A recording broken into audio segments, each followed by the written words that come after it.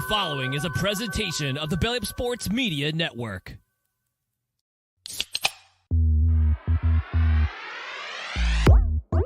And I'm ready to go crazy because the Celtics are going all the way. Hey, Nick, go handle our light work. Bowl games matter. I would like a cold cut sandwich. You can call him Eamon Owens because he ain't got no D and he ain't got no J. James Madison. Turn your body cams off. Hey everybody, it's Tuesday night. This is Craft Brew Sports. I'm Lou. With me as always is Mark May. Mark May, how you feeling tonight? Lou, it's going to be a great show tonight, and I got to tell you, if it's up to me, it's all about the SEC.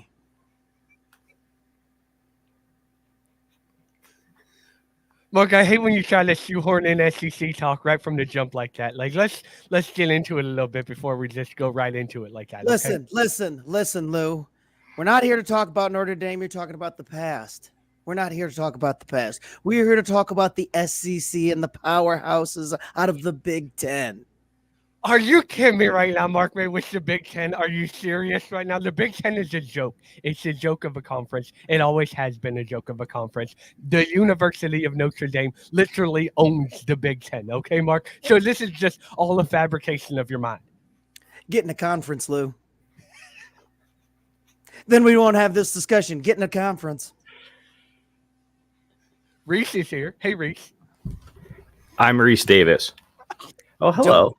Don't kill your child on the show, please. He just finished, and we had to make sure you saw the little CBS onesie. Oh, that's badass. Oliver that rocking is it tonight for the show. Yeah, back to rocking. Back to rocking. Yeah, I was gonna say, I was like, but be careful. He's Fine line there, fine line. So, But I'm everybody, happy you almost had a Halloween. Michael Jackson moment there for a second, holding him up, like, oh shit, bring that baby back in. He went blanket on us. Hey guys, this is going to be a fun one tonight and a stupid one, if that intro is any indication, because it's Halloween. So why not be Rece Davis, Mark May, and Lou Holtz? And yes, Robert Mookie is here. We're all shocked. It's true. I mean, wifey's standing right next to me. I have full permission to do this, right? Yeah, she's all on board. So. Ollie's looking great, man. I know, right? In that Craft Fruit Sports. Heck yeah, that onesie is great. Great shipping time, great turnaround time. Check out the shop. I mean, you could have a kid show up tomorrow and it'll be here, 5 to 10 business days. Like, what more could you need when trying to outfit a small human? There you go. I can't wait to see Ollie in NIL we trust. At some point. It's happening. I mean, I'm just waiting for him to get big enough so that you could read the audacity, the caucasity. I just don't think his chest is big enough yet for that one to really play well, but soon enough. That's craftfruitsportshop.com. Sell out. I don't think that's the address, but I'll take it. I don't care. I just wanted to say something random. Well done, Mark May. I have no idea where you get our merch. Just go to our website. Is there somewhere? Just Google it. Just Google. The internet works in mysterious ways. Look, just don't put it as your Facebook status like old people do when they're trying to find something. They're like, big boobs. How do I delete this? It's going to be a fun show tonight, everybody. It's Halloween. It's a Halloween episode, so we're all dressed up like our favorite ESPN personalities from the past. The great show lined up for you tonight. We'll get to this Browns suing Cleveland story that I saw today, which is bananas to me.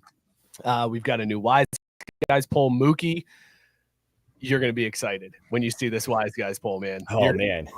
Did they simplify it for me finally? Like, how much do I need to put on Texas to win? You're still going to be very confused, but you're going to be excited. Also, guys, we got to talk Uncrustables tonight, too. This was another story that came out this week that blew me away, so we'll talk that.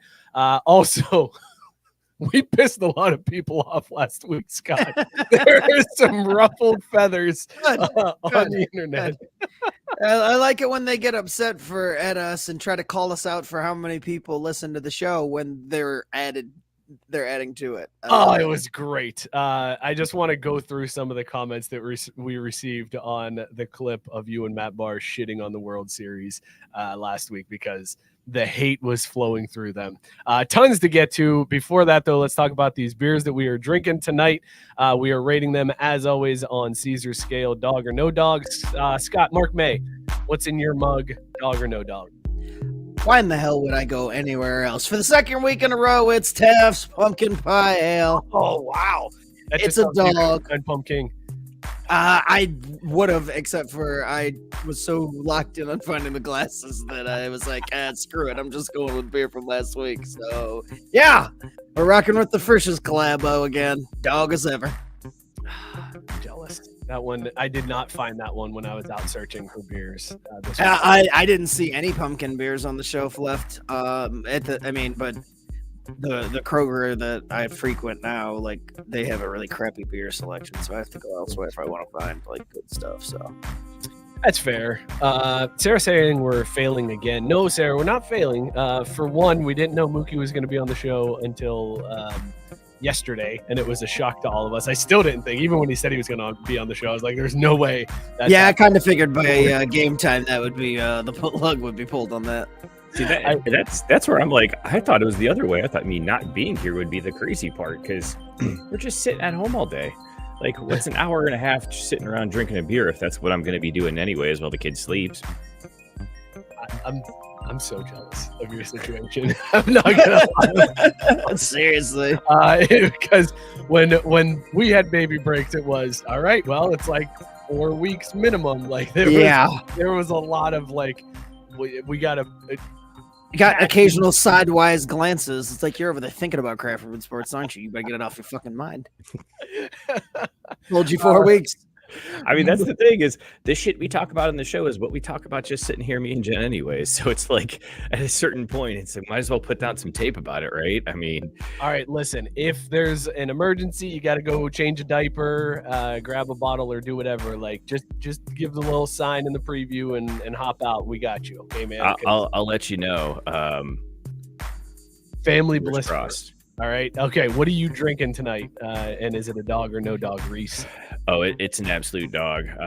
And, just by happenstance, I've got it in one of my peanut Snoopy glasses again, because nice. Smutty Nose Brewing, which questionable name, but hey, whatever. Smutty Nose Brewing Scholl's Pale Ale. This is the 30th anniversary edition. They said that they've been smutty since 1994. Absolute dog. A little malty, still sweet though, very drinkable. Absolutely amazing beer. So absolute dog. And you could say I'm gonna make mine a smutty, because apparently that's their tagline. The fact that they're like smutty since 1994, and I'm like, that's fucking 30 years ago. You can't say since when it's 30 years. Oh god. That does hurt. Thank you for Mike. What's in your glass? That, Scott, appreciate you. Well, let's check in the section first to see what everybody's drinking in there.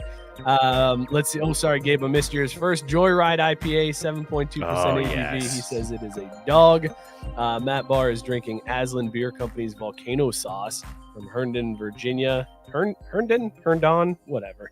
It's a 6% ABV sour with blackberries, blueberries, milk sugar, and vanilla. So it's an absolute dog. Scott, that sounds right up your alley right there. Hell yeah. You're on that sour train. When I saw that when Matt first put it up there, I'm like, yeah, that sounds delicious. I like it. Dan going low tonight. He's drinking Shorts Brewing Prolonged Enjoyment Session IPA. Only 3.5%, way better than any light beer. I will grant you that it probably is, but good Lord, 3.5%. That's like the type of beer they have to sell in Utah, because it just means you can have 5 times as many. All right, come on now. That's he's running the quantity play, not the quality play. Although it sounds like it's still pretty quality with Prolonged Enjoyment Session IPA. Yeah, I like that. It makes it sound like it's it's edging you with that. Robert said alcohol-free night for me. Gents, cheers regardless. Always good to take a night off, Robert. I need to do the same, especially after tonight. And Tyson, with his fake beer of the night, is drinking Raisin in the Potato Salad Vanilla Porter from Sundown Town Brewery. Smooth, creamy brew with no hints of chocolate. 6.9% ABV. We'll have everyone at your next cookout calling the cops. Dog. Guys, I actually look forward to Tyson's fake beers now. It was good, except he misspelled cops.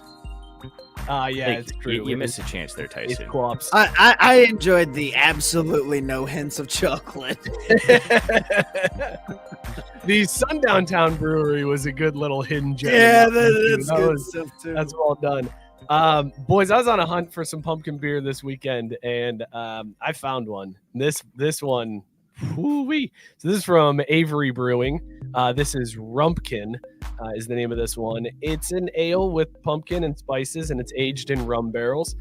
And it's 16.9% ABV. Your boy's screwed. Lou's going to be so red after this show, I tell you. I'm going to have to call off work. Like, I went to take a sip, and I was like, ooh, gotta go easy on it. Like, the smell is just booze. It's just straight booze. Like, I feel like this glass could get lit on fire. So it's very tiny sips throughout the night. But it's a dog. It's really good. Robert's saying I'm moving to the big boy table. Yeah. And Matt Barr saying Lou going to be slurring worse than usual. Yeah, that's true. It's going to be, this isn't even going to be an act by the end of this bottle. I spent $14 on a bottle of beer, fellas. That's shit. That's not boozy either. What that is that's alcoholic. Like, when you're checking that one in on Untapped, that one you tag as alcoholic, because I don't know, man. I don't see how that is anything other than basically really bad whiskey. Well, it's more rum than whiskey because it's okay, fine, but it's Jesus good, man. The flavor profile on this is good. I got to be honest though. Well, of course you think it's good. You're drunk already. You're hammered. That's just absolute falsehood, Drew. That's completely false. No, this is just like booze though. There's no pumpkin flavor. There's no spices. It's just, when you get like a bourbon barrel aged beer and you're just like, oh, it's just booze. That's all this is. That's what this one is. But it's a dog. I like it. Let us know in the comments what you guys are drinking tonight and whether or not it is a dog. Fellas, we're going to start a little different tonight. We've been doing football to start off the show. We got to switch it up because one of my favorite stories of the week comes from the world of basketball. Boom shakalaka! They unveiled a Dwyane Wade statue this week in Miami. It was a statue. That was, if you haven't seen it, we're gonna get the producers to pull this one up. I just need to know, guys. This is a statue. How?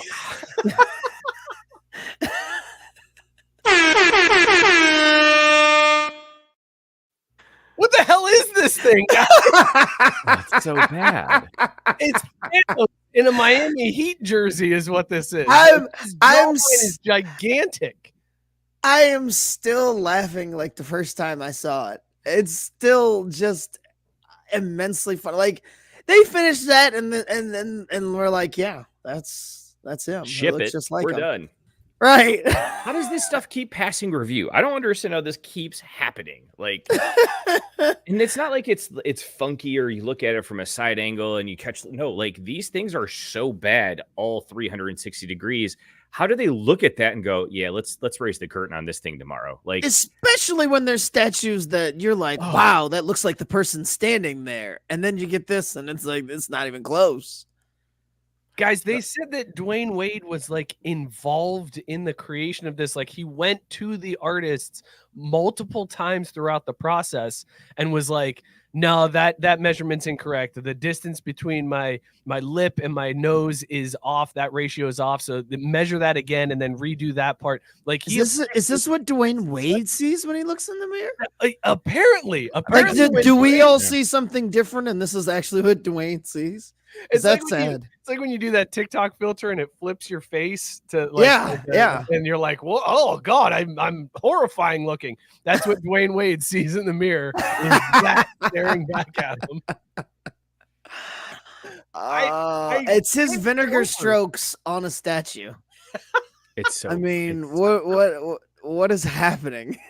Is it one of those situations where because everyone involved with it is like so deep into it that they can't look at it and be like, oh my God, this is terrible.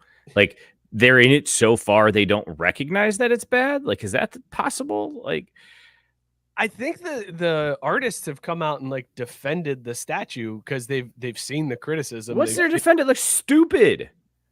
Well, that's the point. Is like they were like we've followed along with what Dwyane said. Like Dwyane Wade loves this statue. He thinks, and what's wild with these crazy statues is always his face, because you look at the rest of it and you're like, yeah, I mean that's Dwyane Wade, except for if you cut the circular part around his face. None of that is him. Everything else is, though. I mean, I would believe if you took off that face and was like, who is this? Sans the Miami 3 jersey. It's just like, oh, yeah, that's Dwyane Wade, no doubt. But that face. And honestly, I don't think the face is as terrible. It's just the jawline. The jawline is what throws it all out of proportion for me, is how far out that jawline goes. That's what makes this wrong, I think. I can feel it happening right now. We're talking ourselves into liking this. Like, this is how it happens. Like, this thing may have. Yeah, and we didn't even work on it. So right. The people who made it are like, oh yeah, this looks exactly like you. It's bananas to me, fellas. Matt Barr saying, "Hey, you guys," and he also said that he was unaware the basketball players got CTE. Yeah, I mean, he went at the jawline thing. And Gabe saying his jawline is huge. It's just like, yeah, he looks like Joe Swanson. Like, put the man in a wheelchair. Abstract art. It's representative of who Dwyane Wade is inside, or who he wants to be. Like, this is what he's striving to be in life. He wants others to see him as a man with a really maybe he's got maybe he's got one jawline. Of those. He's got one of those crazy issues like people who get too much plastic surgery, where it's just like they can't stop. But then in his mind, he's like, "This is what I want to look like. This is the perfect Dwyane Wade. This is how people deserve to see me." So Gabe threw up a sip chug drain pour. I came up with my own before the show. So it's very similar to what Gabe has. There's just one different. He's got Sean Taylor in this one. Instead of Sean Taylor, I am including Andy Murray, the tennis player, because what the hell is this statue? It's made of Andy Murray. He's standing next to it, and it looks like a knight from the 1600s. What is he wearing? Like, what is the statue wearing? That's not tennis garb. I got Shaolin Warrior, first glance at it too, and then Mike, you're right. Okay, it's probably more of a British knight, so no cultural misappropriation there. But that could literally be any British dude. Yeah, there is no. That's not Andy Murray. Like, British man, Andy Murray's nose, and that's about it. There's nothing. Yeah. So Andy Murray statue. The Ronaldo statue, the one that kind of got us on the train of what's happening with these statues, with the crooked smile and the crooked eyes and everything all whacked out. And, of course, the Dwyane Wade. So sip, chug, drain, pour, Scott, the Andy Murray statue. Come to me first. God bless it. Dwyane Wade. I am drain pouring. I am pour draining the Andy Murray. Woo! That Andy Murray one is bad. I look at him and look at his face. Like, look at the face on the statue. Like, he looks like he's extra pissed about something. Probably wearing a full suit of armor to play tennis in. I like that Andy Murray has his hand on his shoulder. Like, like this is my buddies, uncle. This is my uncle who played tennis in the 16th century. Because Andy Murray's from the 18th century. I didn't mean like direct uncle, but just a uncle, great uncle. So I'm pour draining that. I am. I hate saying it, but it's just like I'm chugging Ronaldo. Oh, yeah. He looks like. he looks special, for lack of a better term. It's I mean, just the that's eyes. something like the eyes, and then the teeth and the mouth. Like he looks like there's things going on that he couldn't control from birth. His birth deformities on this one, and then I guess I'm booing up with Thanos Wade. Wow. Wait, now this deserves please tell me we still have old girl clipped from the Dwyane Wade day there in Miami. Oh, Rachel Nichols? No, the mayor of Miami who fucking called him the wrong thing on what his did own. she go? She called him like Wade Johnson or something like that. Like it wasn't even close. It wasn't even Dwyane Wade. Yeah. Oh God, man. That's who this statue is of. I'm gonna look that up. Go ahead. All right, Mookie, Mookie, you're up. Sip, Chug, Drainpour, the Murray statue, the Ronaldo statue, and the Dwyane Wade.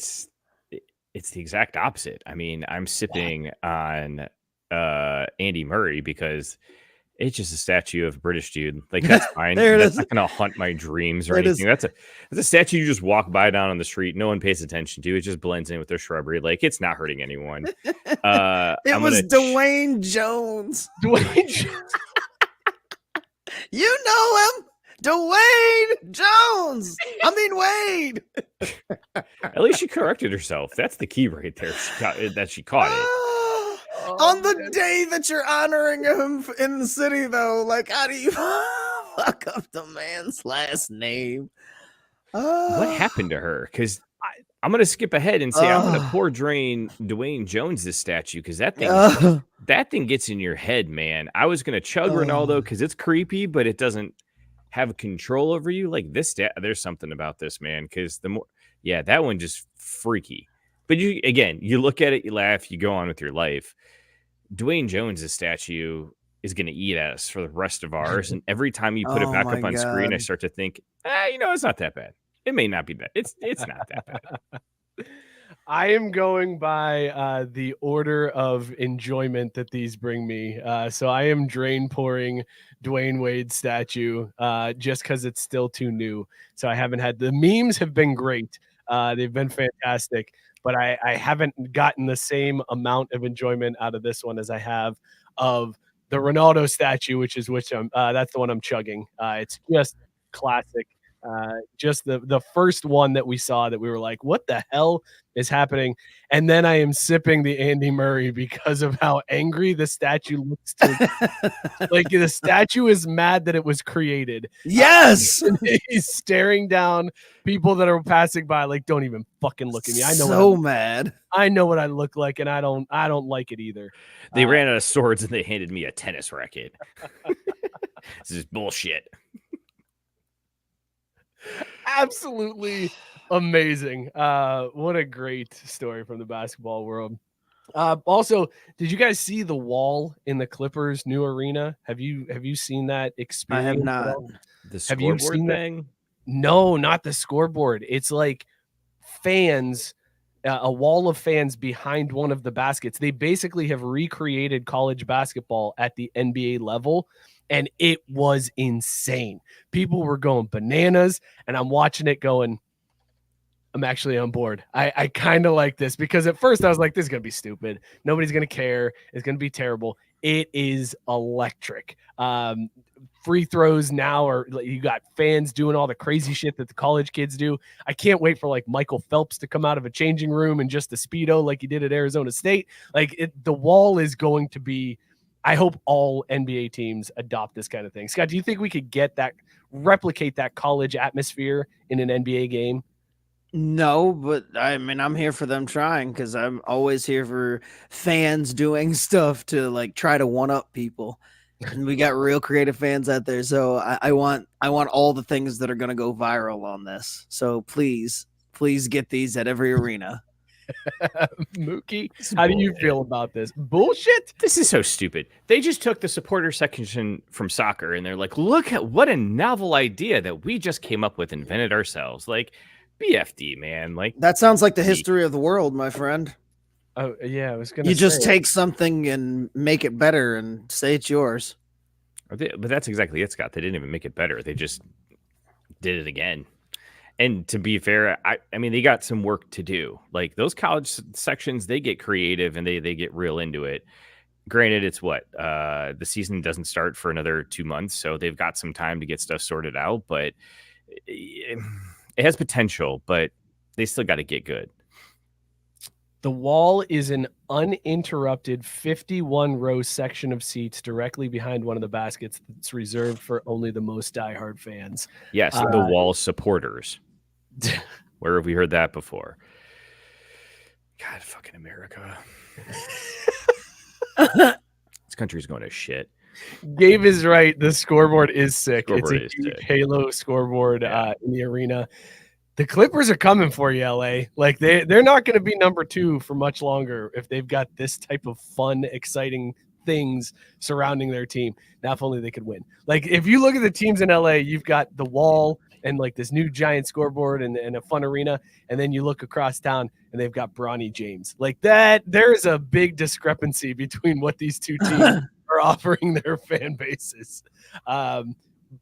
Mookie, why the look on Bronny there? Are you disappointed that he's being sent to the G League? No, I'm glad. Like, get him out of here. You had your moment. You had your cute little thing. Like, let's move on. Like, if he gets a second season in the G League, I'll be impressed. I think he's going to get every opportunity that he can. As long as LeBron is playing, he will have a contract. Right? I don't know, man. I feel like at a certain point, LeBron's gonna be like, "Look, I'm done with this loser. I got to cut my losses."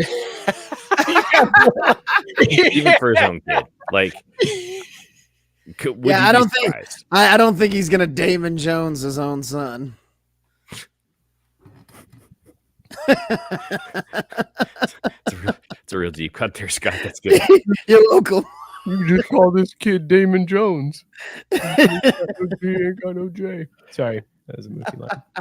Hey, I'm just checking because apparently it's not looking good for the Crew right here. 1-0 in the 75th. There's still a lot of time. Still a lot of time left. They're down? Crew's down 1-0 Crew's right down. now? They are down, but there's still a lot of time left for them to steal one. Come on. All right. Let's shift gears here, fellas, and let's talk some football.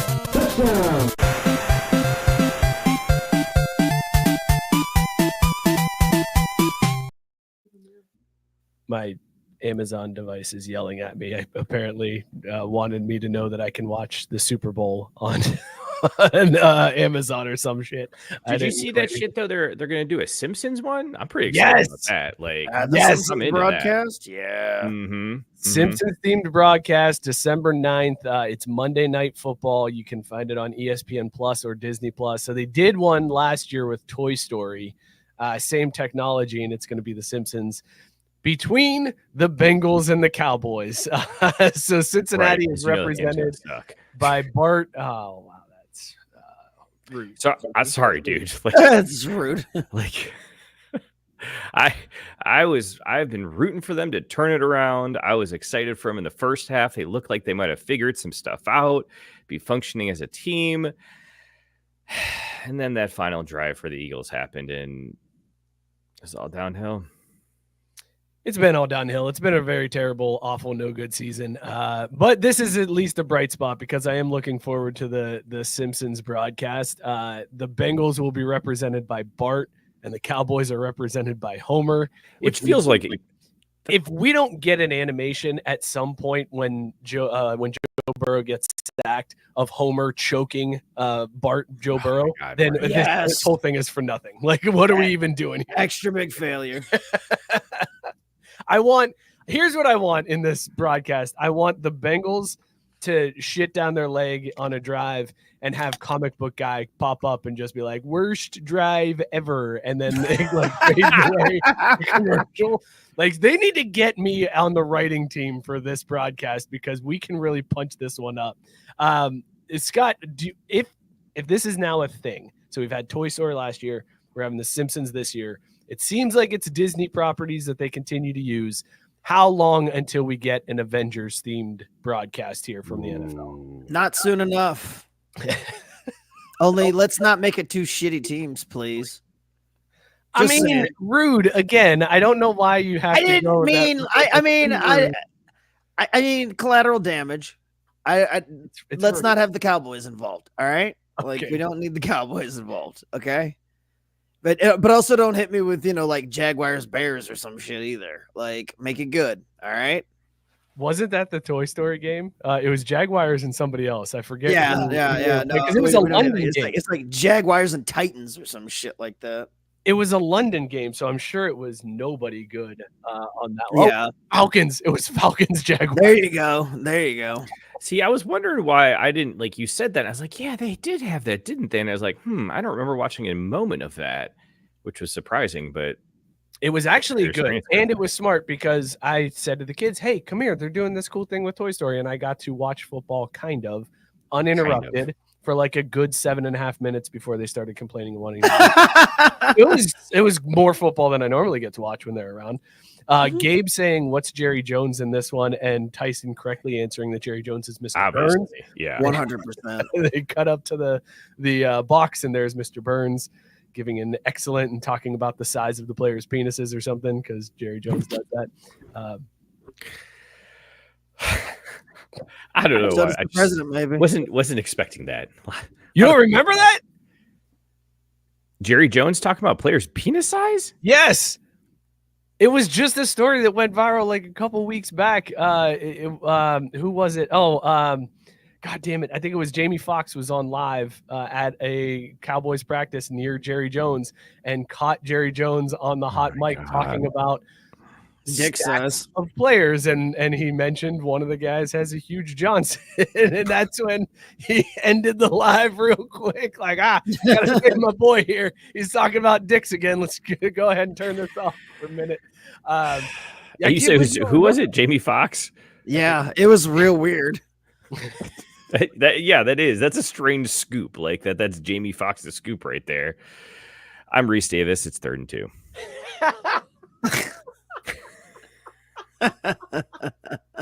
All right, Scott, if Avengers, what else can we milk out of this Disney partnership that we can get fun NFL broadcasts for? Everything. I mean, they own the IPs of like everything. They'll do like a Pandora one that made $1 bajillion. I don't know. Like they've got all the hey, I'm here for a Star Wars one. Let's fucking go. Oh man. Yeah. That's it. That's going to be the next one. I thought it would be Marvel, but I think you're right. I think Star Wars comes up here in the near future. Yeah. And you've got the creative license to use James Earl Jones's voice now too. Yeah, they'll milk the shit out of that during a broadcast. You're just going to announce, use AI version of James Earl Jones's voice to announce the game. That would be amazing. I would pay Darth Vader calling a football game. I'm here for it.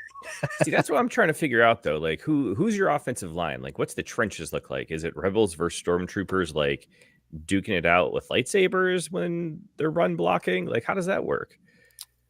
No, I feel like you save the lightsabers for touchdown celebrations. That's not going to happen in game. You can't be cutting people down with a lightsaber in the middle of the field. But that'll be a cool touchdown celebration when they pull those out and light it up. Rebels. So then that begs the question, Mike, how long until we can get a AI animation recreation of old school football, right? So that instead of some of this weak shit where you get called for landing on the quarterback, we get to see good old Jason Sehorn, form tackles on the outside.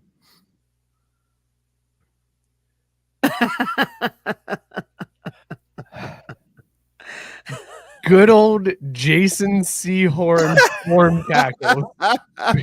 Because when I think Jason Sehorn, I think good old form tackle. Form wrap up tackles, man. Fundamental tackling. Oh, good stuff. You bring up a good point in a very horrible way, Mookie, but a good point. Hey, all right. Back on track. How long until these games are just AI generated? We don't even have players playing anymore. It's just we're watching that. We're fine. There's no CTE with the computer generation, so there's that. I'll feel less guilty about it. Mookie would love it John because there's no Lynch. injuries. Your fantasy football team doesn't get hurt. Hell yes. At all. Like this. Dude, there were so many points this week. Just everyone was fucking scoring. It was insane. And yet somehow Jared Goff still only got me 22 points. Like, what the shit, dude? Don't you dare try to sneak fantasy football talk in outside of the fantasy football minute. All right, Mookie, that is unacceptable. Do not do it. I see what you're trying to do. You're trying to get a couple extra seconds in there, a few early pumps, slipping the tip in. Do not do it outside of the fantasy football minute. I don't know if I've got the staying power for a minute tonight. So just dipping my toe in, like feeling how the waters are. Tyson saying not even AI could approximate the Bears. That's a rough one for the Bears this weekend, fellas. That was awesome, though. Every bit of it. Like, that was so amazing. Like, there's so many layers. Like, it could, every time I think it couldn't get better, I remember that Caleb Williams went to USC and it gets better. Like, oh my God. So perfect. Was it the dude that was waving at the crowd? Was he the one that actually tipped the ball?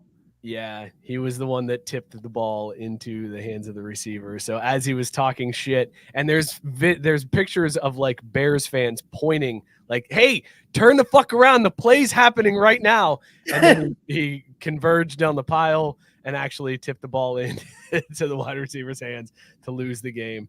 He tweeted out an apology, said he's got a lot of learning to do or some bullshit. Or some bullshit. It had the same vibe as like when a racist gets caught doing racist things and he's like, this isn't who I am, this isn't me. I'm really sorry. I've got a lot of learning to do and I will make it up to you. So he John Gruden'd it, is what you're saying.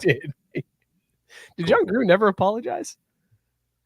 He said some shit when he was like still thinking he'd get a coaching gig that year when all this stuff came out. Like, I don't think he apologized. I think he never actually apologized. He just said he had a lot of stuff to learn. Pissed off that nobody else went down with him. That he was just like, hey, I'm not the only one saying this shit. You should check their emails too.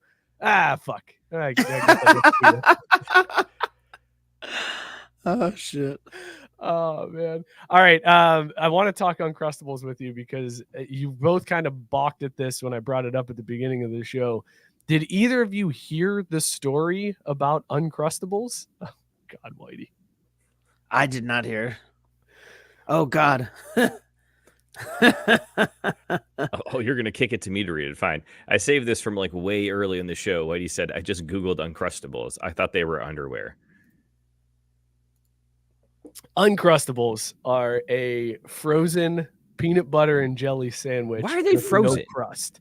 I don't know, man. They're frozen. And you throw them in the kids' lunch, and by the time lunch comes around, they're defrosted, and you don't have to make yourself a peanut butter and jelly sandwich, which is easily probably the easiest sandwich to make, anyways. But they're like, we got you, fam. Like you don't need sandwich is easier.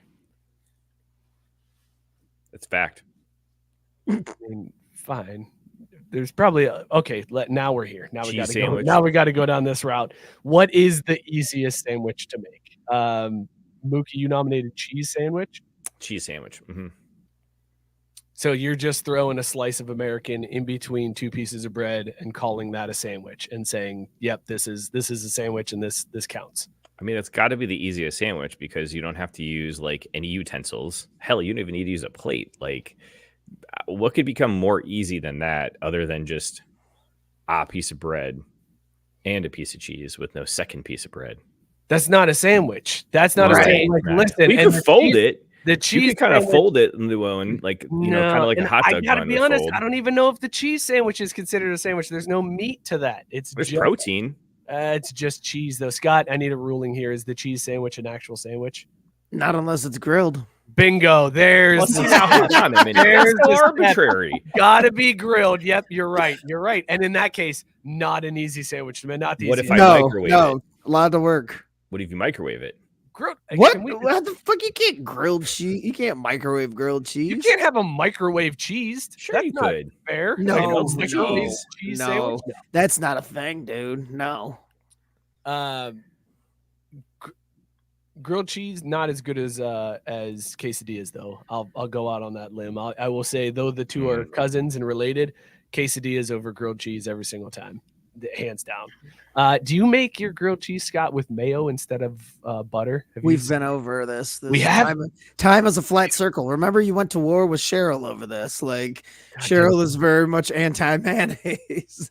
In fact, it came up because I was making a grilled ham and cheese last week, and I always use butter because butter's superior, but I put mayo on the inside of the sandwich because I'm having the ham sandwich and I wanted the mayo to be warm. So I slathered on it and, threw the stuff on. And she's like, "You traitor." And I'm like, calm down. Like, it's the mayo is for the inside of the sandwich. I'm not defected. She's like, "Oh, she's like, I have to tell Mike that you've converted." I'm like, settle down. Like, there's no, you should convert. It's only one, but you should convert though. It's so much easier to spread. It's so much easier. No, yes, it is. That's so much nicer. That's the thing. The butter sucks because you got to wait for it to melt in the pan. Yep, awful. It's a terrible experience. And I never melt enough. I always come up short. So then part of the bread's kind of not covered. I'm like, fuck.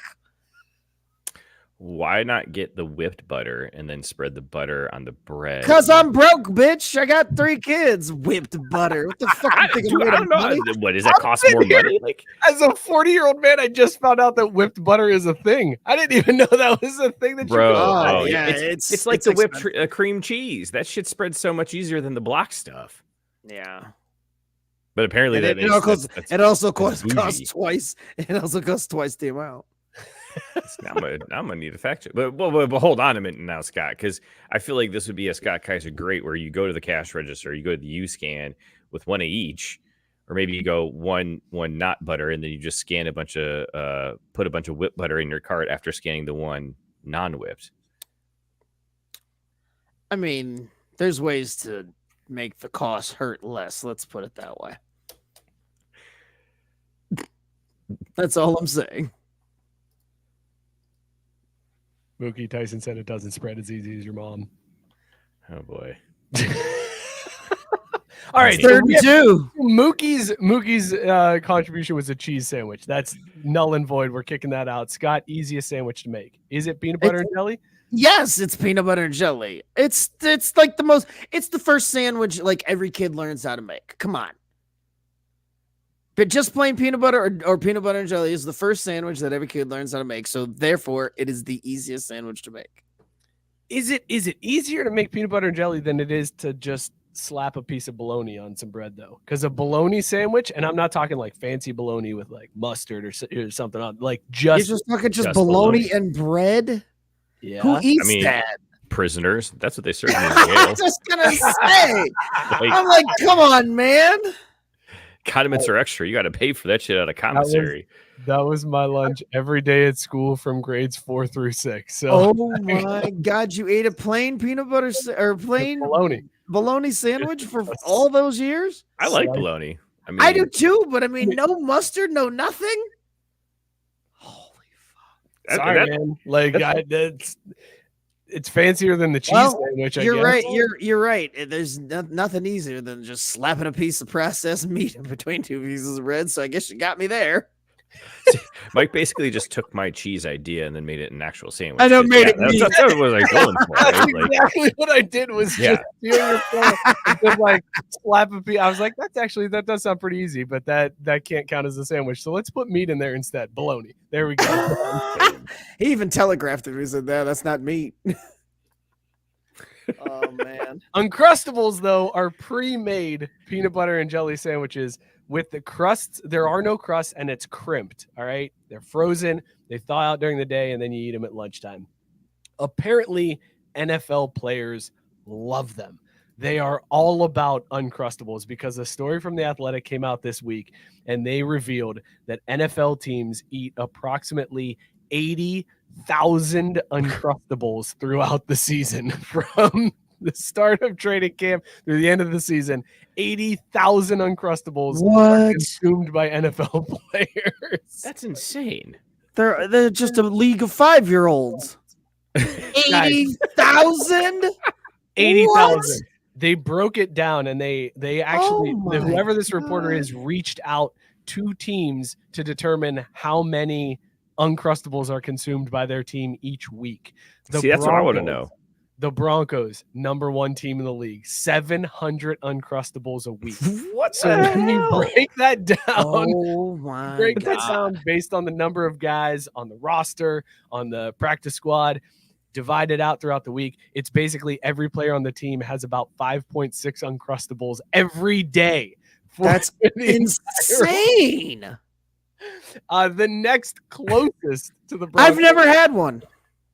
they're actually solid. Are they? Yeah, I've never They're had one. small. They are small. I've seen them. So- I know exactly what they look like, but they just don't appeal to me. I'm like a frozen fucking peanut butter and jelly sandwich. What the hell? No, Here's I'm the good. problem. Or like 5 of them. Here's the problem. When your kid tells you at lunchtime, I want an Uncrustable, and you're like, well, you're fucked then, because you should have told me that at 8:00 this morning when I could have thrown this on the counter. You're going to have to wait a little bit because daddy's not dirty in 2 knives for a peanut butter and jelly. All right. So you're just going to have to sit here and wait. Oh, that's your mistake. That you're dirty in 2 knives, bro. What the hell are you doing, man? Yeah. You You better learn how to. You better learn up. how to You make. cross No, contaminate? no, motherfucker! Don't you dare try to act like there's going to be any cross contamination. You know why? Because you're a big boy. You're an adult. You learn how to wipe that fucking knife on that bread. There ain't no cross contamination, you son of a bitch. There You is use always one. leftover. No, there's not always hold on, leftover if you're an adult. Know what you're doing. What do you do? Are you going jelly first and then peanut butter? Because Yes.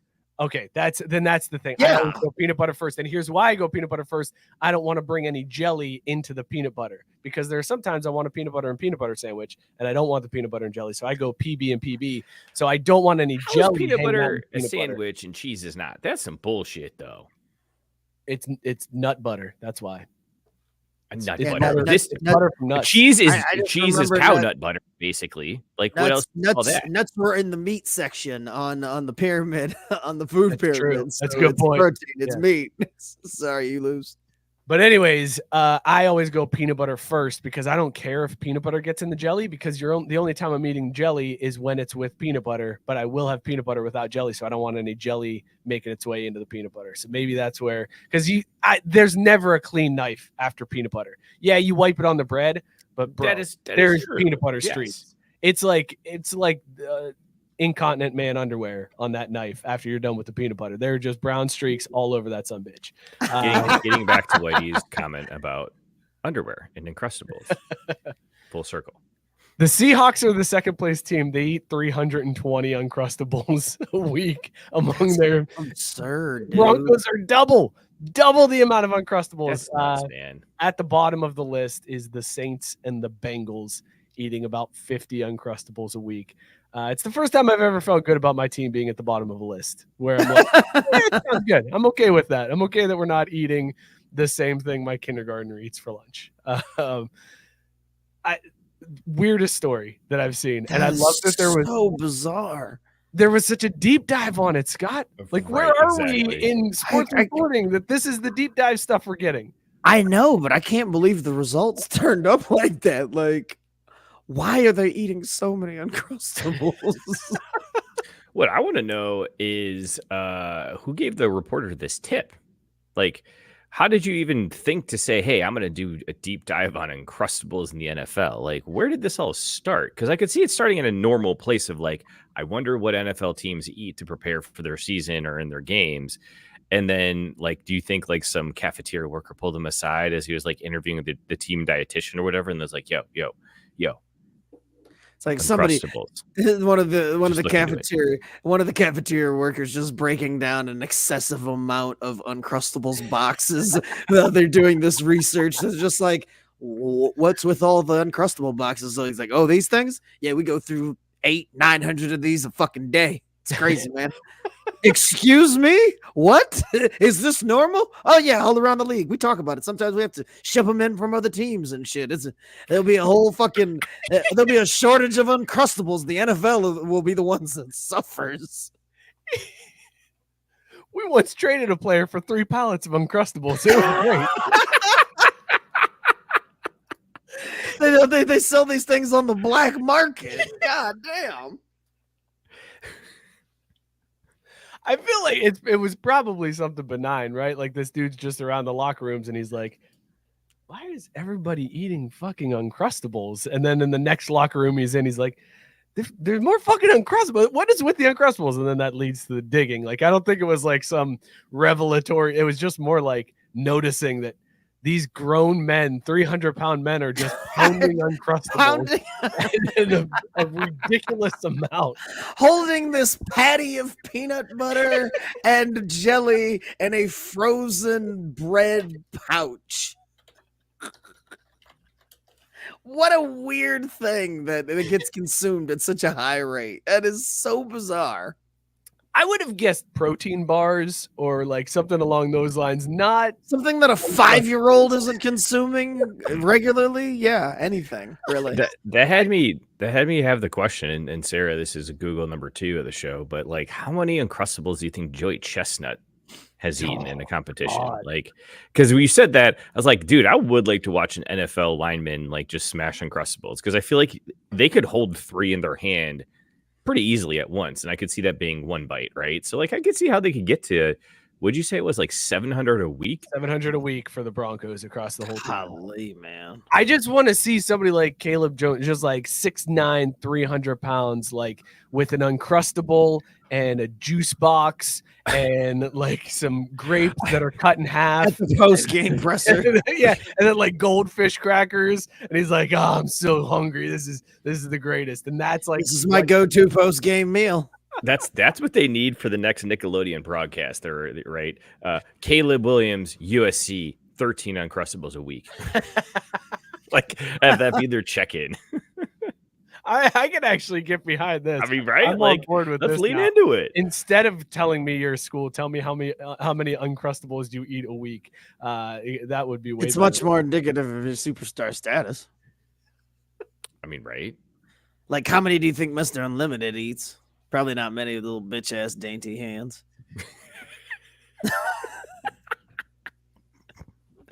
So angry. I'm just mad he's back. He's back in the spotlight and succeeding. I'm like, God, just when you thought we were done with him, here he comes. It's like herpes. Mr. Unlimited. God, dude, I thought we were done. Scott, they're gonna make the playoffs. They're gonna make the playoffs. God, no. Russell Wilson is gonna lead the Steelers to the playoffs. It's gonna happen. Like, just embrace it. Get used to it now, because nothing makes sense in the NFL. Nothing. Everything is upside down. It's Mike Tomlin, man. Like, he's unstoppable. He, one might argue, is unlimited in his winning seasons. Like, the dude is a psycho. Did you see him running out onto the field the other day? Like, how fired up he was getting coming out of the tunnel. Like, that man is insane, and I wish he coached in Cincinnati, because I fucking hate him so much. But it's crazy to me that, and then he's winning with Russell Wilson. Like, what did he do? What did Mike Tomlin do to deserve this type of success? Because he had to have done something. Like, did he face off the devil in a contest in Georgia or something? And this is what he won, is a lifetime of being able to make it to the playoffs with Russell Wilson and Kenny fucking Pickett. Unbelievable. Let's talk a different AFC North team, because the Browns are suing the city of Cleveland. This is amazing. So if you missed it, the Browns announced that they are going to move to Brook Park, which is a city about 15 miles away from Cleveland. They're going to build a new dome stadium. And essentially,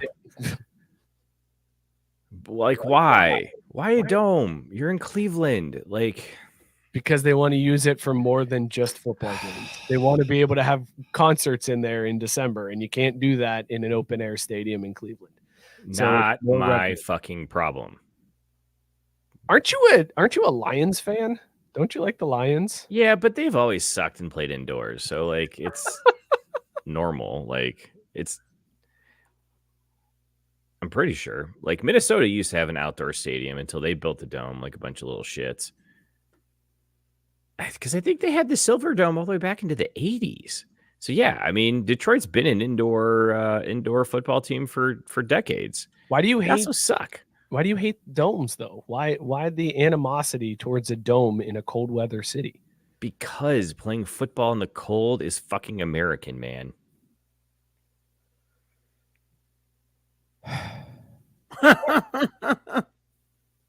Anyways, so the Browns announced that they're going to move to Brook Park, and they're gonna leave and build a dome. And the city of Cleveland did not like that, and they enacted the Art Modell law. Did you know that was a law in Ohio, Scott? Yep, No, I I sure did not did. know that was a law. What does this law state?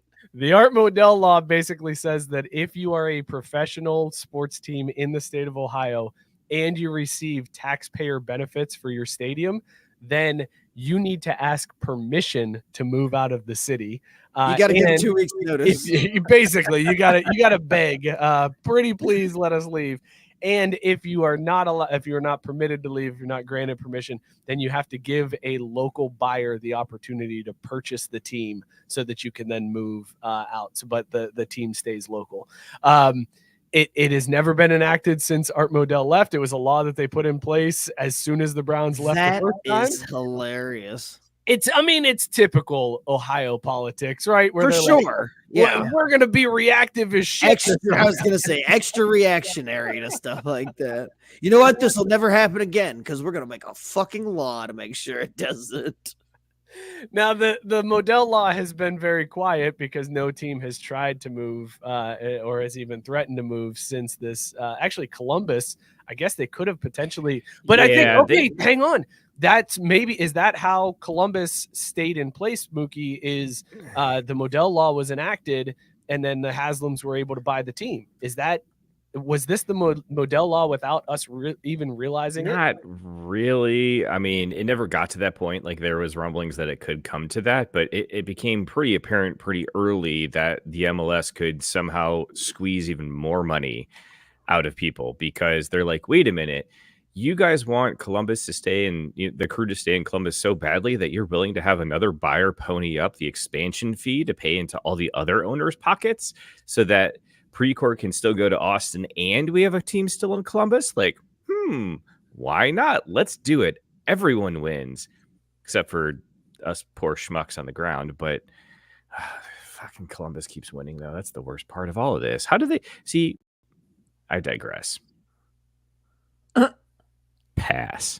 There we go. Okay, there we I think that was the Modell rule, though, in effect, the Modell law. But anyway, so it hasn't really come up. Nobody's really mentioned this law, except Cleveland City Council got together when the Browns said they were moving to Brook Park, and they were like, "Hey, you know that law? Let's enact that and say the Browns can't move out of the city of Cleveland because it basically is taking the tax revenue out of Cleveland. You're losing all the hotels, all the bars, like it really will be an impact. 15 miles doesn't seem like a lot, but that's a lot when you're talking NFL games. So they have sued, or they've enacted the law. They said the Browns can't move. The Browns have responded by suing the city of Cleveland and saying that the law is unconstitutional, that even if it's constitutional, they've done everything they can. They followed what they should have, so they should be allowed to move. I'm looking forward to oral arguments in front of the Supreme Court as to the validity of the Art Modell law in Ohio. Like fucking think pieces being written about conservative justices and liberal justices and their stances on whether or not teams should be able to move cities. My god, dude, that's awesome. Like this is some of the best unintentional greatness we've been given, and of course it's the Browns too, like a perpetually morbid franchise. So they always have their issues, and they're in the midst of the Deshaun Watson nonsense. So this is perfect franchise to be representing this moment. Columbus lost. Yeah, that's the first home team to lose in the MLS playoffs. Let's go. That's huge. That's awesome. They wow. 25th minute goal carries Red Bulls forward. That's huge. All right. Thank you for the update, Mookie. Mookie, there was a call in the comment section that we need Lou and Mark to argue. So should we go to the Lou Holtz, Mark May, Rece Davis segment here, where we have some good old fashioned Lou Holtz, Mark May battles? Are you prepared for that? Yeah, honestly, I thought the request was for you to argue over whether or not the Browns could leave Cleveland or not. No, I think it's just the general. We need to have a Lou Holtz, Mark May. And no, they can't leave Cleveland. Out of the law states, they can't. Then let me. Scott, I just called you Scott, son of a bitch. I was gonna say you're holding up pretty well for that 16-9 so far, but maybe this is the first crack in the armor. I'm starting to slip a little bit there, Rece. It's starting to hit old Lou a little bit. I'm feeling a little flushed in the face, but it's okay. We're gonna go ahead and power through. Mark, the team should be able to move freely. It's an open system here. They should absolutely be able to move to the city that supports you. Move to the city where you can be a winner and be supported by the fans. So I have no problem with the Browns wanting to move into Brook Park. For somebody who's been whining about conference realignment for all these years, you seem to not have a problem with the Browns moving around. Seems mighty that's totally different, Mark. That's totally different. Those are college athletes, student athletes, not professional. I don't care if a professional moves on. That's their prerogative. College athletes, it's student first. Student. Okay, that's the difference here. So you'd be okay if Notre Dame wanted to move into a conference? Listen, the University of Notre Dame does not need a conference. They've got a great deal there with NBC. They don't need to have a conference behind. They've got a path to the playoff as it is. So there's no need for Notre Dame to move to a conference. But if they did, they would immediately raise that value of that conference. That conference will be a top-tier conference as soon as the University of Notre Dame signed on the dotted line. It doesn't matter unless they're in the SEC. Go Pitt. Now, Lou, I was going to ask a clarifying question. Then, are you saying that would allow any conference that took Notre Dame basically to vault the SEC in prominence? 100%. And if, as a matter of fact, I think Congress would block Notre Dame from joining the SEC because that's just too many great powers coming together. It's a sign of the apocalypse. Lou, where were you at on January 6th? Race card. Yeah. Great point of clarification. Sarah asking here, Lou, what if ND moves 15 miles out of South Bend? In that case, they would be in Elkhart, Indiana, and that's a fine town. What if they move to North Bend? That's kind of a dark side of town. I don't know how I feel about that one. Race card.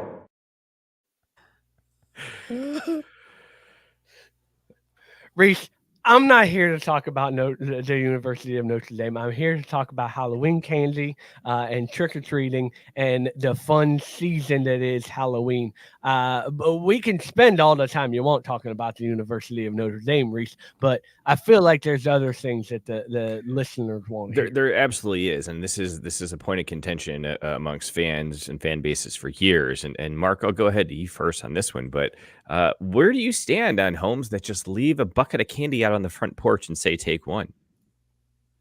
Ooh. Take them all if you got the chance. No, Scott, I'm trying to talk to Mark May. Oh, yeah. I would advise that you take them all if you have the chance. Now, that's just unacceptable behavior. I don't know why you would do something like that. It's an honor system, right? We need to make sure that there's enough for everyone to go around. But look, Lou, if you're not going to take the time to sit outside your house and you're asking me to do the work, it's like asking me to scan my own groceries. I'm just not going to do it. So you want me to take one? Fine. I'll take one. Are you trying to tell me you don't scan each and every grocery item that's in your cart? You don't sit there and make sure that each one beeps as you go through? You're telling me that you skip out on groceries? Everything beeps if you say it does. Beep! Rece, I got to say, I don't know if I could be on much longer with this. This is absolutely unacceptable behavior, and I don't stand for this. I'm going to have to pray for this, man. Good, because time's passed you by, Lou. Look, I'm Rece Davis, and I'm the host of this show. And before we get back to, play, as it is a pending third down with potential conversion after 3 yards gained, I do think we owe the fans an answer to this question, Lou. Isn't Halloween a Satan-worshipping holiday? Sarah must know. That's a common misconception. It doesn't worship Satan at all. It's a day that it honors all souls, basically. But it's been twisted over the years. It's not satanic to have fun on Halloween. Listen, I'm not a Jehovah's Witness out here. You know? I'm just old Lou. So I like to dress up. I like to have some fun. One time I went as Charlie Chaplin, but then I took my hat off and I just looked like Hitler, and that was a little bit awkward for everybody at the party. But Lou had fun on Halloween. You know?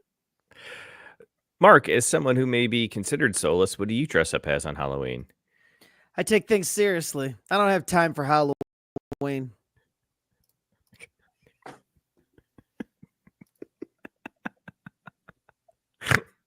Hey, Rece, just worry about hosting. I got it, bud. Again, I'd like to thank you, all you folks, for joining us here on College Game Day or something. I'm Rece Davis. It's 32.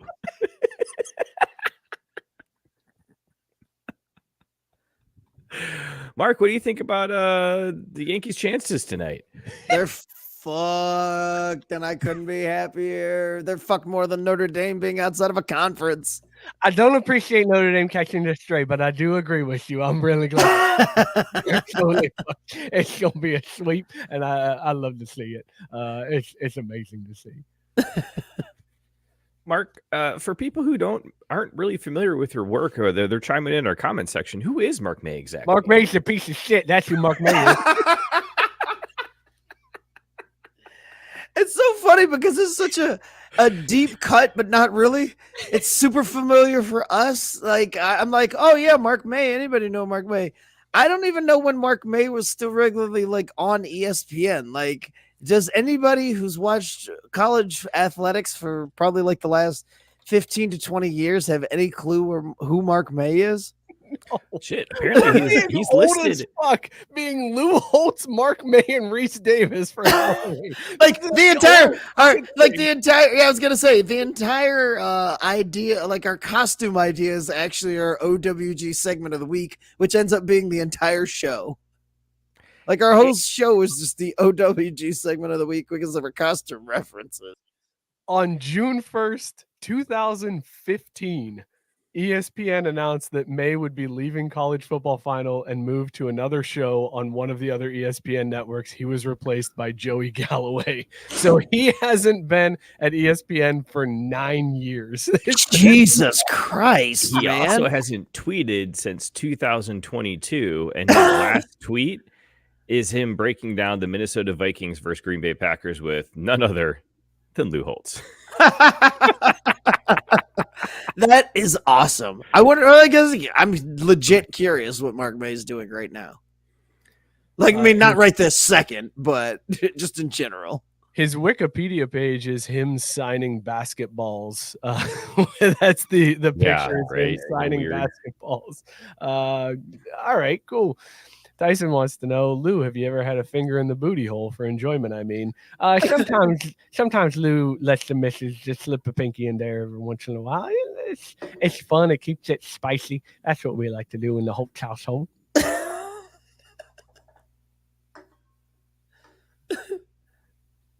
Yeah, Lou's gonna serve penance. That's fair. Lou talking in third person is amazing. So as the host of the segment, Rece Davis, obviously my favorite kind of candy is obvious, Reese's. But for you two fine gentlemen, before we wrap up here tonight, what would you say is your go-to Halloween candy, either to give out or to receive? Two angles on that. I'm going to let Lou answer first. Lou's a big fan of Tootsie Rolls. I like the song. I like the candy. It's fun to keep in my pocket. And it's something that I like to give as a treat to the kids and that I like to eat as well. But I understand that there are far better candies out there. That's just what Lou prefers. That's my preference. I like a little Tootsie Roll. You know what I mean? That when I hand them out, though, at the Holtz household, we don't go with the little Tootsie Rolls. We go with the big, fat, dump-looking ones. Those are the Tootsie Rolls we hand out. Junior mints. They're mints and they're chocolate. Doesn't get any better. Okay, I was wrong. I thought Mark May was going to win out of me on that one. He went with Junior Mints. I'll win this round. Lou Holtz #1. I got you on that one. But Tootsie Rolls are way better than Junior Mints. What a terrible choice. Tootsie Rolls never made an episode of Seinfeld. And with that, folks, I'm Rece Davis. It's 3rd and 2. What the fuck are we doing? I don't know, man. You drink a 16.9% beer. I know that much. I feel really good right now. All right, fellas, let's confuse Mookie. Why don't we do some wise guys here so that Mookie can get super confused, especially so producer, if we could pull up the wise guys poll. There was a lot of movement this week, fellas. We had some teams that went down. We have some teams on the surge. LSU had a big loss. Brian Kelly lost to Texas A&M. Texas A&M haven't lost since Notre Dame. So we will see where the wise guys poll net out this week. Starting off at number 10, Ole Miss and Notre Dame. Lane Kiffin and the Fighting Irish have the same odds to win the national championship, plus 3,500 odds. Notre Dame back in the top 10. Mookie, how you feeling about that? About damn time. I still feel like we're sitting a little low there, but I guess they're giving Ole Miss the inside track with that route through the SEC. Jumped up, though. Notre Dame was plus 4,000 last week, plus 3,500 after drubbing Navy. So doesn't hurt that Texas A&M keeps beating people for us too. Exactly. It's a good win under their belt. I wish NIU could do the same thing. Texas A&M, though, ahead of Notre Dame in the Wise Guys poll at plus 2,200. They believe in Mike Elko. They love what they're seeing out of him. They could see a run out of Texas A&M and a chance to get into the playoffs. So Texas A&M at plus 2,200. Number 8, Alabama at plus 2,000. Number 7, Miami, Florida at 1,700. Number 6, we got a tie between Tennessee and Bill Sweeney and them boys in Clemson at plus 1,500. Number 5, Penn State at plus 1,300. Damn. Get ready for those odds to drop dramatically after this weekend when they get destroyed by Ohio State. I think Penn State gets destroyed by Ohio State. Let's look at the top 4 for this week. At number 4, we've actually had a change, fellas. Texas drops to number 4, plus 500 odds for Texas to win the national title. Oregon jumps up to 3, plus 475 there. Ohio State stays at number 2 at plus 450, and Georgia at plus 340.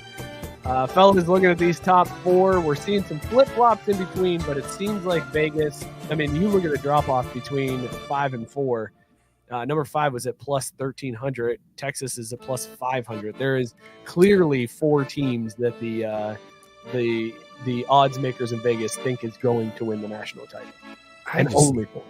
I really wish Texas could figure out their quarterback stuff a little bit more, man. I feel like they're a much better team than plus 500. But, hey, there's also value there, so can't get mad about that.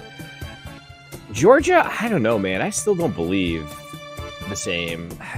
What we should do alongside of this, though, is start running the Heisman odds because, man, those things are rocking up and down like a stock market themselves. Oh, yeah, I don't have enough to do. Let me track the Heisman odds, too. Let's just fucking add that onto my plate. You're already on the website. Mookie, can I track? What else can I do for you, sir? I should say. Like, let's just pile more on what I'm supposed to be doing. Honestly, like... Joe, if you could bring up the graphics with the Heisman odds, that'd be great. Thank you. Gabe saying IU gets no love. IU gets no love. IU's at like plus 5,000 right now, Gabe. They are. I think most Vegas knows. Yeah, they got a hill to climb in the Big Ten is the problem too. I think they're the outside looking in when it comes down to conference playoff or conference title game contention. That's a problem with Penn State having such a weak schedule and having all this hype. Like they only have to beat one team and they're in the playoffs and ruin basically the competitiveness of the bracket because they're going to take a deserving team spot instead. And God, I can't believe I'm going to say this, but I would almost rather see the Mormons in there than Penn State. Wow, you'd take BYU in there over Penn State. I just think it'd be better storyline, better football. Like it'd be more compelling than watching the Nittany Lions once again choke when anyone is watching them. Not even everyone, just anyone, and All they're right, going to shit the bed. In fairness, Penn State plays Ohio State this weekend. So there's opportunity number 1 to shit the bed. Then they could potentially be undefeated. Let's say they beat Ohio State. They're now undefeated. They're playing Oregon in the Big Ten Championship. Opportunity number 2 to shit the bed. There's absolutely no way that James Franklin has 2 chances to shit the bed and he shits the bed 0 times. Like, that is not a possibility. He's still going to get into the playoffs. I bet they're still going to end up ranked high enough because they're at 3 right now. No, but when they shit the bed, they shit the bed. Like, it's not like James Franklin. You're expecting them to plummet to like 18 they're and going not be a problem. to get destroyed, and then people are going to be like, "Oh, that's right, it's Penn State." It's Penn State. Let's drop them out. Let's take a look at the Wiseguys playoff picture as of right now. There has been some movement. So if we're looking at the top 12, What the fuck? You said we were 10. we were 10, but we are blocked out by some of these conference champions. Luke. Iowa State Get in the conference, Lou. seed. If it keeps going like this, no, they might need to get in the conference. It really sucks right here.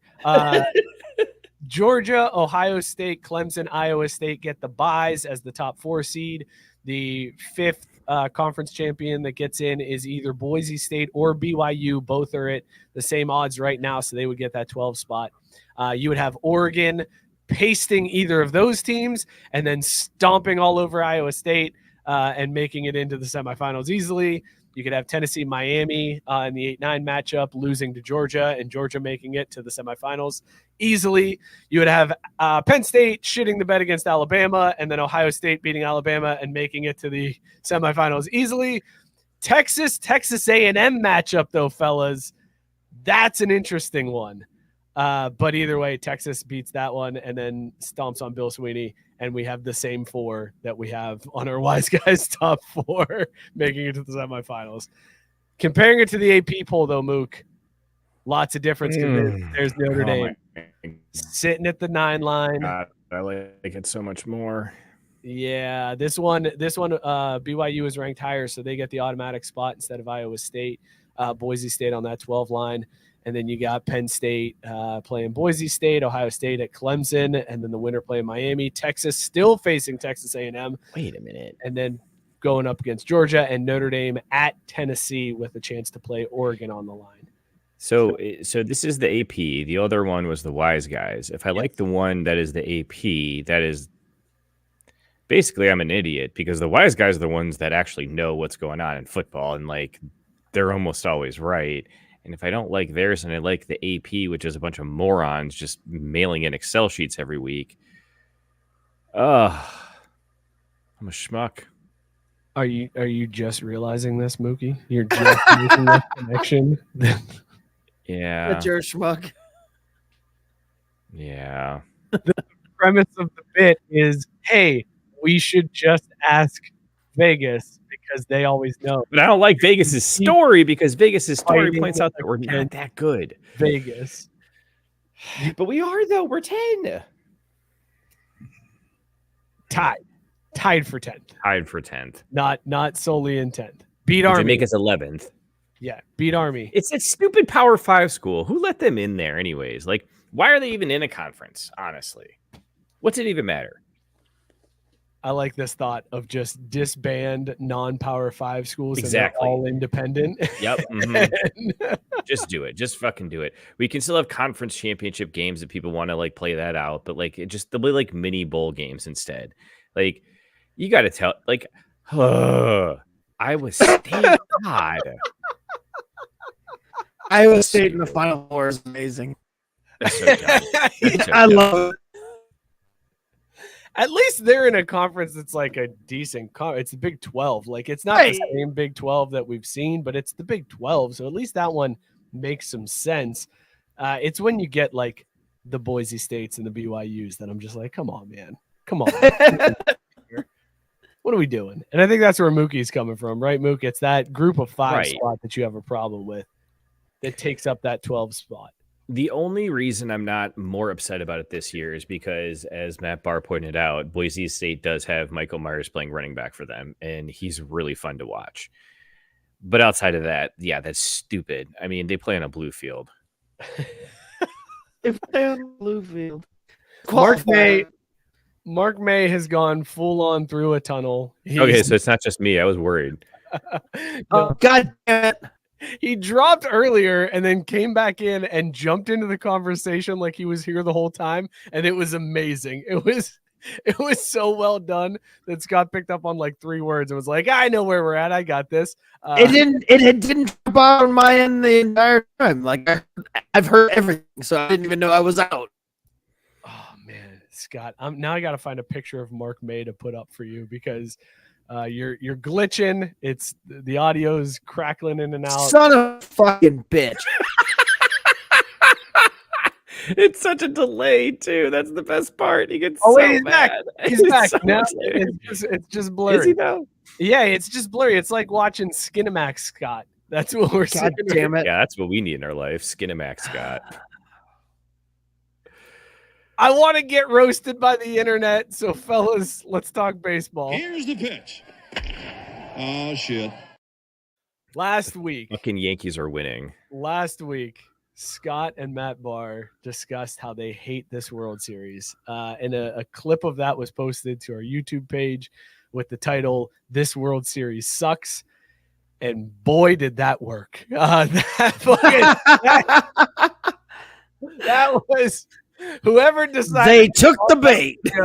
This World Series sucks and put in hashtags for the Dodgers and the Yankees. Boy, did that work. Hook, line, and sinker. Not great for our like ratio because that is getting ratioed to death right now.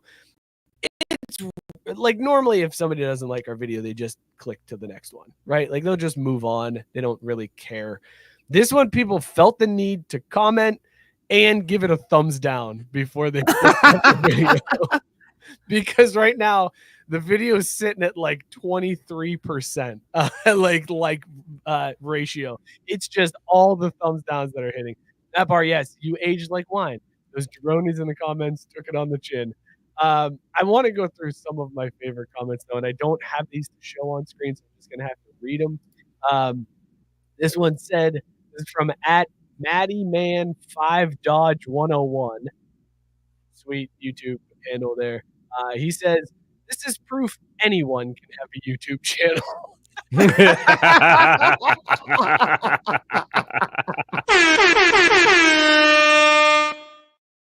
Facts, bro. Absolute facts. It's just like, you nailed it. Mm-hmm. Boy, you got us. A free platform enticing people to just start up their own channel. That's literally what YouTube was created for. This guy at Kevin Bullington said, clowns, probably Red Sox and Giants fans, keep coping. These two franchises are full of history and tradition, and you're pissed. People love it. LMAO. I found this comment really funny because Matt Barr was wearing a let's fucking go Mets shirt.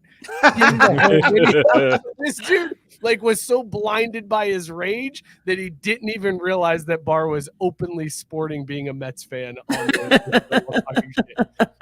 Nobody in any of these comments called out Matt Barr for hating the Yankees and the Dodgers for being this high payroll while being a Mets fan and having the highest payroll out of Major League Baseball. That was a pretty good one.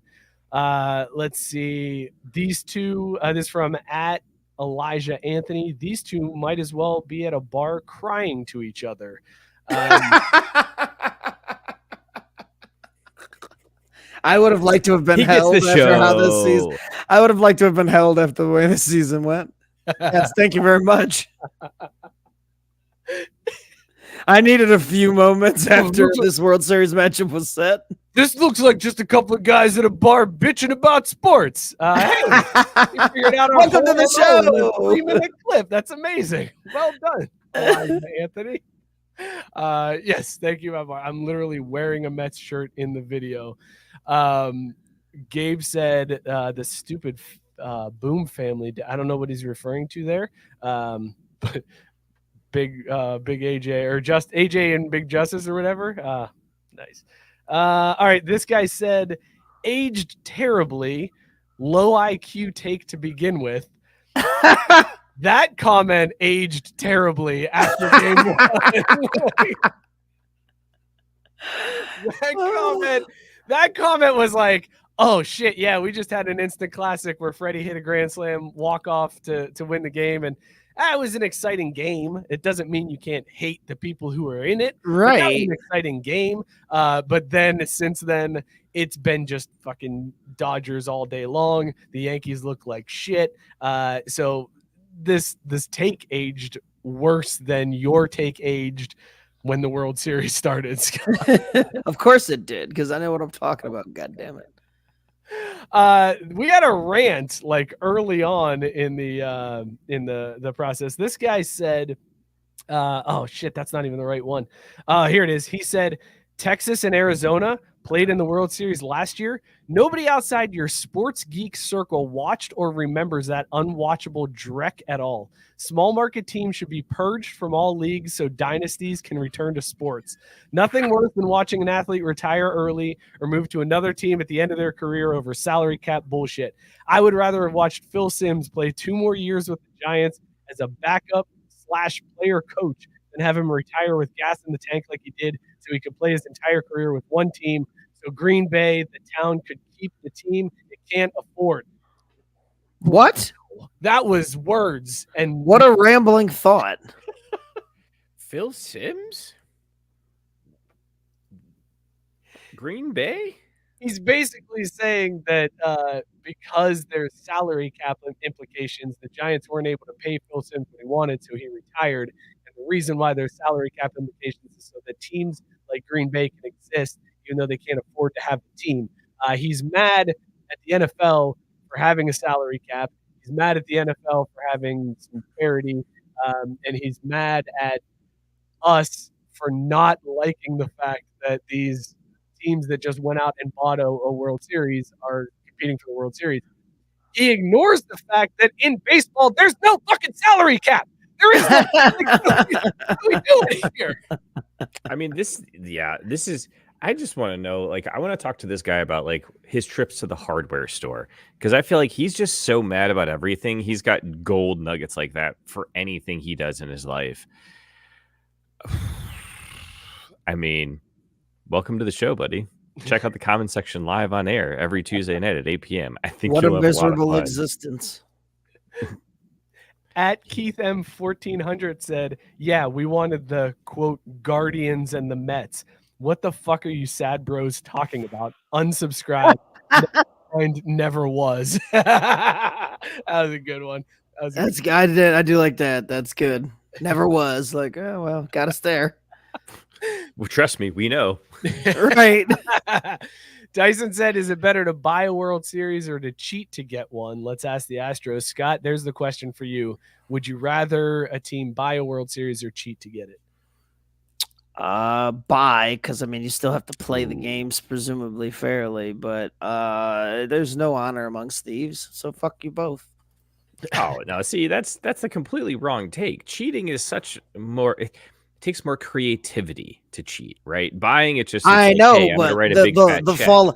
The fallout is everybody denies it. A bunch of people get fired, and then most people like ignore its existence. So who cares? You still get to claim a championship. You think Alabama is like worried about how they cheated for any one of their 69 trophies they won?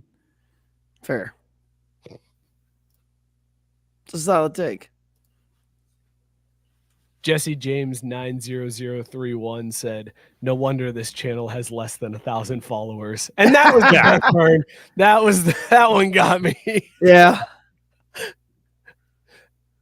Sarah rightfully pointing out cheating is an art. Mookie. Exactly, right? Like there's something to being able to cheat and get away with it enough to win.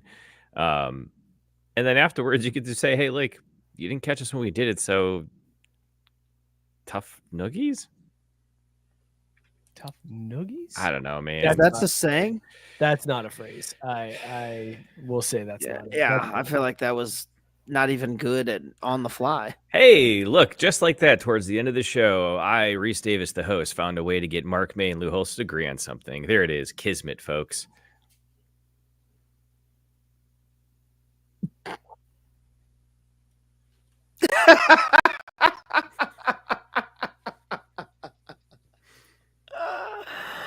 Oh, shit. shit. I mean, you effectively asked me to speak in the in with an accent this entire episode. Like playing a character is not. I'm not good at that.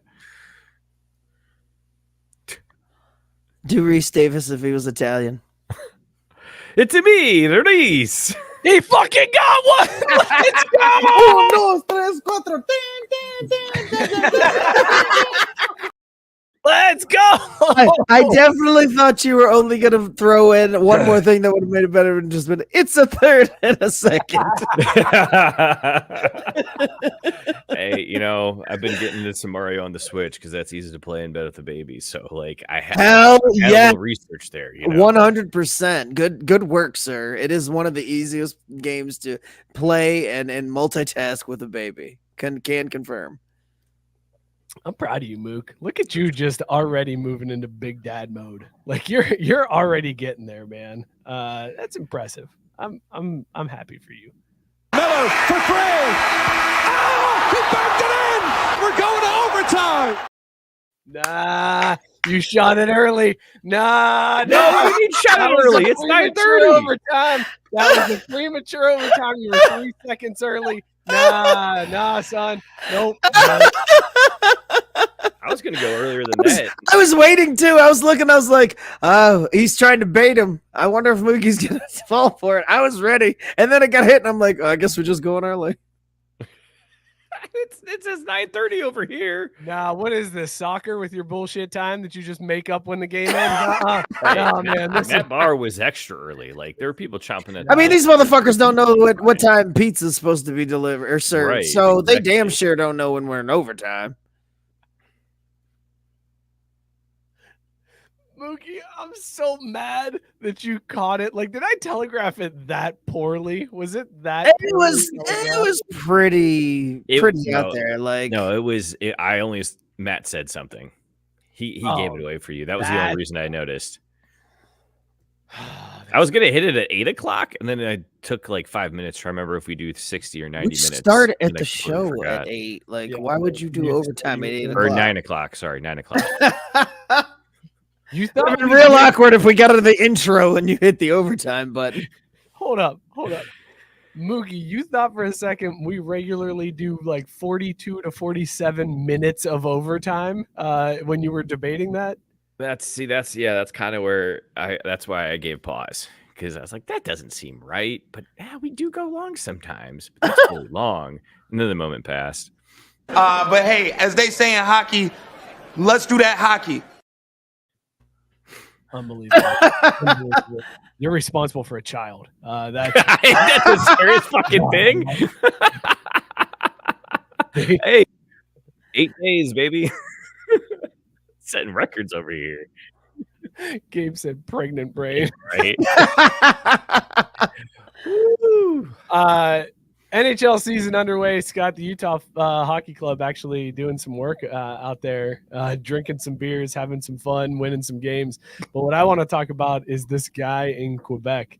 There was a Zamboni driver in Quebec who caught a Dewey on the Zamboni inside the rink. The guy there's a referee like keeping an eye on the Zamboni driver as he's going, and then the Zamboni driver goes down and crashes directly into the wall at the end of the rink.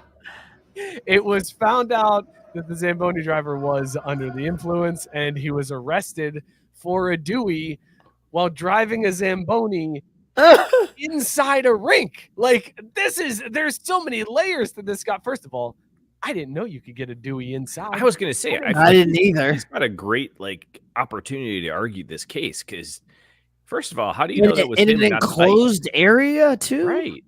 with nobody but him and the ref? Like, how is that the charge? I am a little surprised that the Zamboni didn't just kind of take the curve of the boards and keep on going around, but I guess they do need you to actually steer them.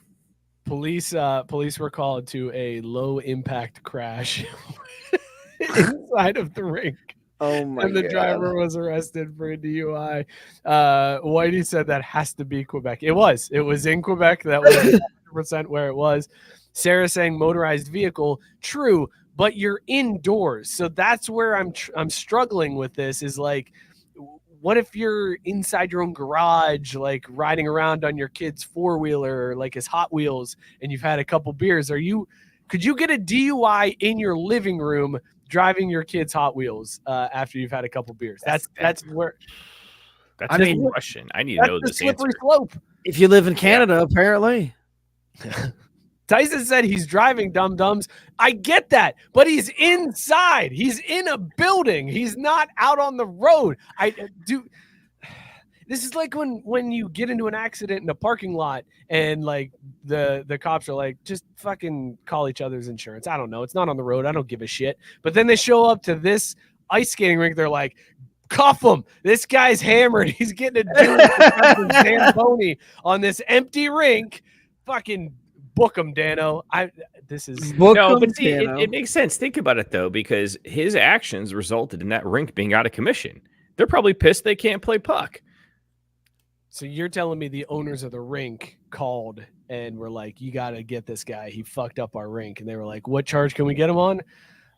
I guess a Dewey. Let's just hit him with that Dewey. Can you imagine getting the party plates and having to explain to people that you've gotten because you drove a Zamboni drunk? Oh, dude, I would gladly. That'd be a pretty sweet story, though. Well, Scott, like I feel like you'd be good at this. What would you put on those party plates to really drive home the point that it was while on a Zamboni icing the rink? Iced. Like that would be my vanity party place. Iced with 2 E's. Iced? No, it would look like icy, but I would want it to be iced. Like that's if they're being drunk, just iced. See, Matt going more where I was thinking. He went ZMBONI. Yeah, Zamboni. Tyson with 6.9 ABV, which I'm not sure if he's playing the game right, but it's always funny to me. I love the idea that Mookie has here where you can customize your vanity plates. Like you can customize the DUI plates where it's like, I want to pay the extra $60 to get these, personalized at least. If I got to have them. When somebody sees those drunk driving plates coming, I want them to know it's me, Zamboni guy. That's who I want. Not sloshed.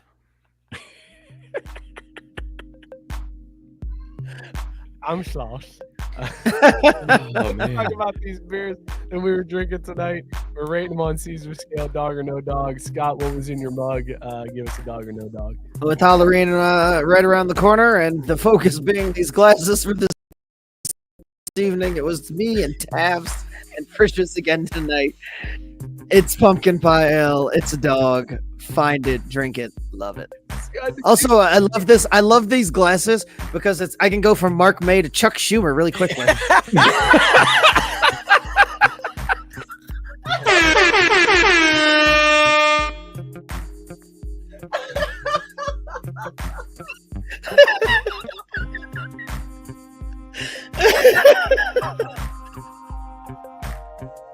Scott, did you leave the tag on those so you can return them tomorrow? Because that's what I have you doing on those.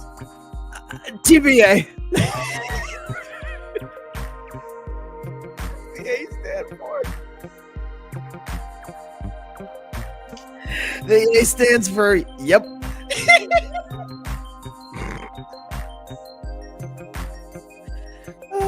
Mookie, what were you drinking, dog or no dog? Oh man, I had myself a Smutty. It was good. Smutty Nose Brewing Company, Shoals Pale Ale, absolute dog. Really crushable, good flavor though.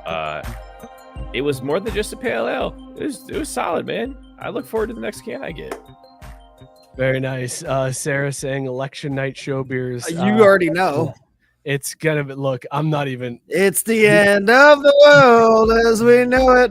We talked about it at the beginning of the show. Next week, I might just be drinking bourbon. Like, I might not even fucking pretend and just show up with a bottle of bourbon and just like, well, let's see how this last show ever goes. Oh, by the way, I was drinking Avery Brewing's Rumpkin 16.9%, and it is every bit of that 16.9% because your boy is feeling it right now.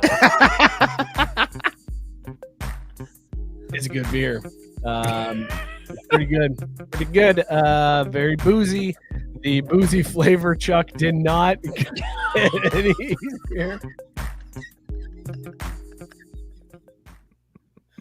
I'm so mad at you for waiting an hour and 37 minutes to bust out the Chuck Schumer. Like, we should have done that from the start.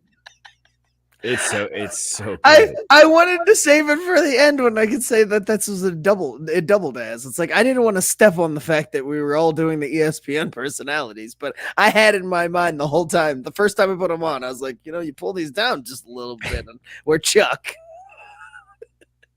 As soon as Mookie almost dropped Ollie, you could have been like, "Hey, by the way, not only am I Mark May, like you Fair enough. That wasn't a drop. That was a drop. I was just trying to get behind his head a little bit. Dude, you were extra close. It was. I was nervous. Let's just say that I was nervous. Moogie, I don't know if you saw, but I through the computer screen went, like I tried to reach out through the screen. Got floppy heads for a while, man. You gotta just That's the thing, man. Those things are so heavy. He's so top heavy. They just be throwing all over the place, trying to dive bomb out on the floor. Scott, do yours one more time.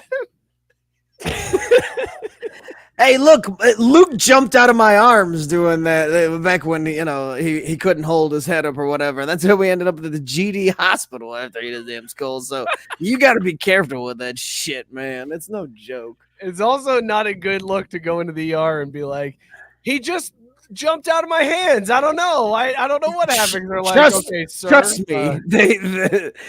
That'll get you more questions asked. Promise bounce, you. Though. Sarah pointed out babies bounce. You just babies gotta and make sure bumbles they're bouncing on soft surfaces. Babies and bumbles. hey. No. We hold it high and tight over here. 3 points of contact. All right. Tiki Barber knew what's up. Fellas, this was a show tonight. That's what this was. This was a straight up show. Thank you guys for putting up with our shit. Like, I don't even know what the fuck we're even doing. We're making references to shows that haven't existed for 25 years for Halloween. Apparently no one watched them. We're dressing up as congressmen. That was the oldest thing of the night. Was you? You look like Senate Majority Leader Chuck Schumer. Thank you guys so much for tuning in. Listen, if you have a friend that would like this brand of stupid idiocracy, tell them to sub to the YouTube channel, because apparently we pissed off a lot of people. Like, one guy told us he wasn't ever subbed. So Tell them we know our baseball. Make up for that guy and go sub to the YouTube channel. Tell a friend, have them sub, and then have their friend sub, and it's like an upside down triangle, and it helps us in the end. Be sure to follow the show at Craft Beat Sports. You can find us on Twitter, Instagram, TikTok. We're on all of those. Join the Facebook group. It's the comment section come to life. The show between the show, really the only reason to have Facebook. So go hit that. Shout out Belly Up Sports, bellyupsports.com. Tons of great content there, and tons of great pods on the Belly Up Sports Media Network. So go sub, rate, and review to all of those. We will see you all next week for our last show before the world ends. It should be fun. It should be a good time. Yeah. Cheers. I don't even have anything smart ass to say. We're all gonna fucking die. I can't wait to get wasted next week during this election. Hats off on the tie, Liverpool. Horns up. I don't know much about your show or what's going on.